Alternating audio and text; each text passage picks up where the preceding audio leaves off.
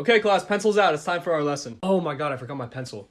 Hey, Jalissa? Huh? Could I just borrow a pencil for today? Oh my god, why are you talking to me? Because I need a pencil. Like, I'm pretty sure I said that already. Simon, do you have a crush on me? No! I just want a pencil! Look, Simon, I know I'm pretty to look at. No, you're not. But you're really not my type. I don't care about that! I just want a pencil! I can't help it if all the boys like me. Nobody likes you! You're clapped! Simon and Jalissa, if you guys don't stop, I'm sending you to the principal. I'm not gonna stop until she learns- Simon and Jalissa, why are you guys in my office? Jalissa won't let me borrow a pencil because she thinks I have a crush on her. Okay, I'm just gonna talk to Jalissa real quick. No, don't! Jalissa, is it true that- Oh my god, principal, do you have a crush on me?